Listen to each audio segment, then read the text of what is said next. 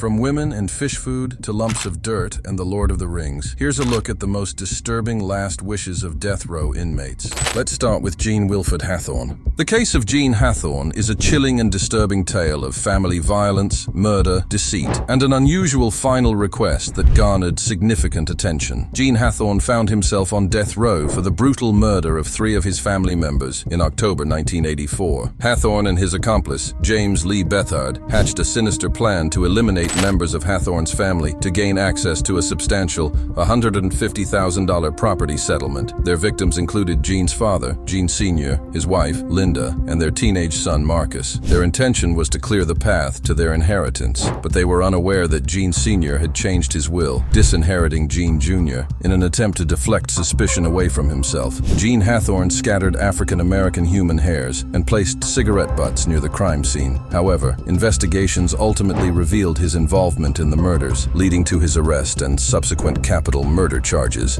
During the trial, Jean Hathorne attempted to shift blame onto his accomplice, James Lee Bethard, claiming that Bethard was solely responsible for the killings while he had only fired through a window. Bethard, in a separate trial, was also found guilty and later executed, maintaining his innocence until the end. Jean Hathorne, however, continued to maintain his innocence and appealed his conviction. His legal team argued that his 1985 trial failed to consider the abuse he endured from his father, which had allegedly fueled his hatred for his family. What sets Jean Hathorne's case apart is his disturbing final request. While facing the possibility of execution, he made an unusual plea. He requested that his body be turned into fish food and fed to goldfish as part of an art installation if his appeal failed. This bizarre request was intended to serve as a wider commentary on capital punishment, and he gave his consent to the artist, Marco Evaristi, to carry out this macabre plan. Evaristi planned to freeze Jean's body and turn it into fish food to be fed to goldfish as part of an art exhibition. Fortunately for Jean Hathorne, his appeal succeeded, and his sentence was changed to 3 life terms of imprisonment. Consequently, his grotesque request was abandoned. Hawthorne's last wish isn't even remotely the weirdest. Stick around as we delve deeper into the most disturbing last wishes of death row inmates. Smith, born in Kentucky in 1952, lived a life that ultimately led to a shocking crime and an extremely unusual final request before his execution. In March 1983, Smith, armed and masked, entered the Union Life Insurance Company office in Houston, Texas, intending to commit robbery. Inside, he confronted Deborah Renee Wilson, who was counting money. Wilson sought refuge behind a file cabinet as Smith demanded money from Larry Don Roach, the district manager. Despite Roach complying with his demands, Smith tragically shot Roach in the chest, resulting in his death. Smith attempted to flee, but was quickly apprehended by office workers and bystanders in a nearby parking lot. The stolen money was recovered, and Smith faced capital murder charges. During his trial, Smith exhibited unusual behavior, including an attempt to flee the courtroom. In 1984, he was found guilty and sentenced to death. His appeals process was marked by contradictions, with his mother initially claiming he was not mentally competent, leading to a temporary reprieve. However, Smith himself expressed a strong desire to die, maintaining his innocence but refusing further legal assistance. What truly sets Smith's story apart is his final request before execution. He asked for a lump of dirt, known as Runda dirt, to use in a voodoo ritual for reincarnation. This request was denied, and he was given a traditional last meal instead. Smith believed that consuming the dirt would facilitate his spirit's movement from the material world. Despite his claims of innocence, Smith was executed by lethal injection on June 26, 1990, making a final statement proclaiming his innocence and readiness to die. Let's talk about Ronnie Lee Gardner, a man whose life was marked by significant challenges and controversies. Gardner made an unusual request before his execution. He wanted to watch the entire Lord of the Rings trilogy while fasting for 48 hours. For his last meal, he chose steak, lobster tail, apple pie, vanilla ice cream, and 7-Up. Born on January 16, 1961, in Salt Lake City, Utah, Gardner's early years were filled with instability and hardship. Gardner's upbringing was troubled, characterized by a chaotic environment and exposure to violence. As a teenager, he turned to the streets, engaging in criminal activities as an escape from his difficult home life. His involvement in crime escalated over time, leading to increasingly serious offenses. In October 1984, Gardner was involved in a fatal robbery. Later, during an escape attempt, he tragically caused another death. Gardner's trial was intense, with witnesses recounting the brutality of his actions. The evidence against him was overwhelming, leading to his sentencing, life imprisonment for the first murder and the death penalty for the second, despite numerous appeals from his legal team, arguing that his troubled past should have been considered more heavily in his sentencing. Gardner's fate was ultimately sealed.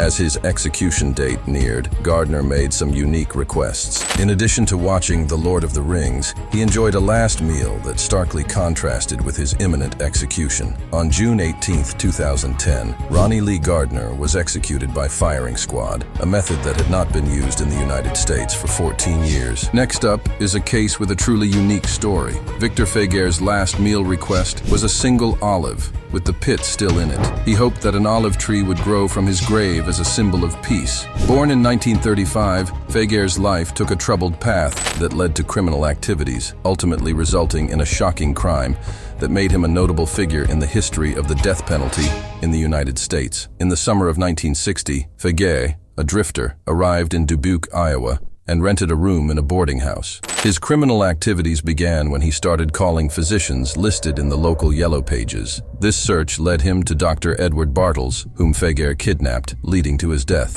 Feguer was arrested in Birmingham, Alabama, while trying to sell Dr. Bartles' car. Authorities believed his motive was to gain access to any drugs the physician might have carried. Because he transported his hostage across state lines, federal charges were brought against him. Feguer concocted a story about a drug addict from Chicago being the actual murderer, claiming he had killed the addict and disposed of the body in the Mississippi River. However, no evidence supported this claim. Feguer was tried and convicted in federal court, receiving a death sentence. He appealed, but it was denied, leaving only President John F. Kennedy with the power to commute the sentence. For his last meal, Victor Feguer made an intriguing request, a single olive with the pit still in it. He told prison guards that he hoped an olive tree would sprout from his grave as a sign of peace. This request reflected his complex and unusual beliefs as he faced his execution. On March 15, 1963, Feguer was executed by hanging. After the execution, authorities found the olive pit in one of Feguer's suit pockets. Next on our list is Peter J. Minial's last meal request, which was truly extravagant.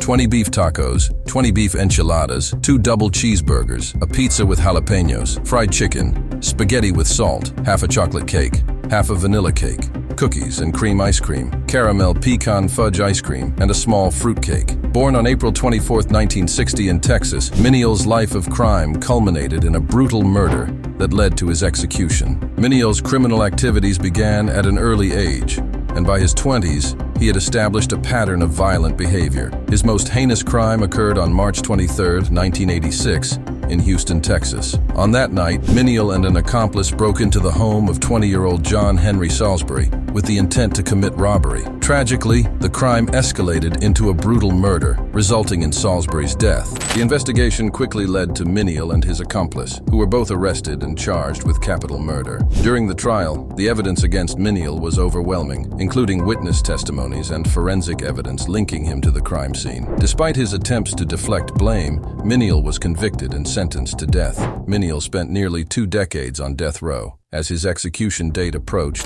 he made an extravagant last meal request. This large and indulgent meal stood in stark contrast to the grim reality of his impending execution. On October 6, 2004, Peter J. Minial was executed by lethal injection at the Texas State Penitentiary in Huntsville. Let's discuss a very complex and controversial figure, Aileen Wuornos. Aileen Wuornos's last words before her execution were quite unusual and cryptic. "Yes, I would just like to say I'm sailing with the Rock, and I'll be back like Independence Day with Jesus June 6th, like the movie.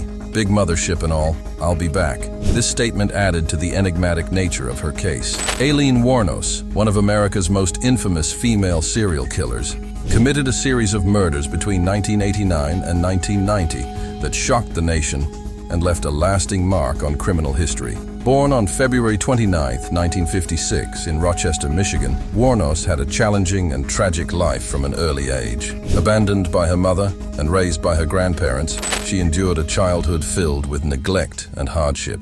By her teenage years, Wuornos had turned to prostitution to support herself, leading a transient lifestyle marked by further exploitation and abuse. Wuornos's series of murders began in 1989, with her first victim being Richard Charles Mallory. This first murder set the stage for a series of similar killings over the next year. Her victims were mostly middle-aged men, ranging from 40 to 65 years old, whom she encountered while working as a prostitute along Florida's highways. The victims included David Andrew Spears, Charles Edmund Carskadden, Peter Abraham Seams, Troy Eugene Burris, Charles Richard Humphreys, and her final known victim, Walter Gino Antonio. Wuornos's method involved luring men and then fatally attacking them. Wuornos's method was consistent. She used a .22 caliber revolver to kill her victims, often leaving their bodies in remote locations. Her claim that the murders were acts of self-defense against men who had assaulted or attempted to assault her was met with skepticism, and the brutality of the crimes suggested otherwise. Wuornos was arrested on January 9, 1991,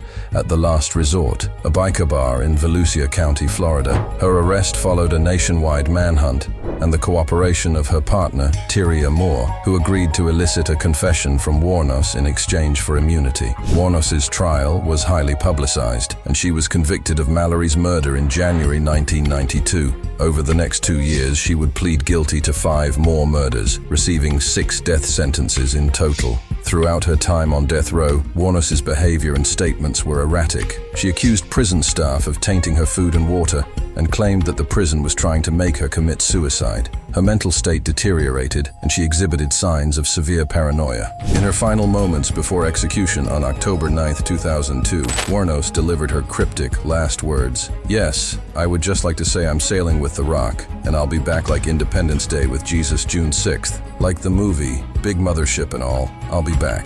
These words, referencing popular culture and infused with a sense of grandiosity, added a final layer of mystery to her already complex story. Aileen Wuornos was executed by lethal injection at Florida State Prison. Coming up next, let's talk about John Wayne Gacy, often referred to as the Killer Clown. His last meal was notably indulgent. He requested a bucket of KFC fried chicken, a dozen fried shrimp, French fries, fresh strawberries, and a Diet Coke. Gacy was born on March 17, 1942, in Chicago, Illinois, and led a life that would later reveal some of the most infamous crimes in American history. Gacy was well known in his community as a likable and successful businessman. He ran a construction company, was active in local politics, and even performed at children's parties as Pogo the Clown. However, this cheerful public persona masked a much darker side. In the early 1970s, young men and boys started to disappear in the Chicago area. Gacy's victims, aged 14 to 21, were often lured to his home with promises of work, money, or a place to hang out. Once there, he would overpower his victims and hide them at his home. The full extent of Gacy's crimes was uncovered in December 1978, after the disappearance of 15-year-old Robert Piest, who was last seen with Gacy. The investigation led to a search of Gacy's home, where police found damning evidence, and he eventually confessed to the murders of 33 young men and boys. Gacy's trial drew massive media attention due to the scale and nature of his crimes. Despite his attempts to plead insanity, he was found guilty on all counts and sentenced to death. He spent 14 years on death row at Menard Correctional Center, where he occupied himself with painting and giving interviews, often showing a lack of remorse. As his execution date neared, Gacy requested a final meal that included a bucket of KFC fried chicken, a dozen fried shrimp, French fries, fresh strawberries, and a Diet Coke. This choice was notable, as Gacy had once managed 3 KFC restaurants in Waterloo, Iowa. On May 10, 1994, John Wayne Gacy was executed by lethal injection at Stateville Correctional Center in Crest Hill, Illinois. His final words, "Kiss my ass," were a defiant farewell, reflective of his lifelong pattern of manipulation and cruelty. Let's turn to Thomas J. Grasso's last meal, which included 2 dozen steamed mussels, 2 dozen steamed clams, a double cheeseburger from Burger King, half a dozen barbecued spare ribs, 2 strawberry milkshakes, half a pumpkin pie, and a can of SpaghettiOs with meatballs. Grasso was notably upset that he didn't receive SpaghettiOs and instead got canned spaghetti.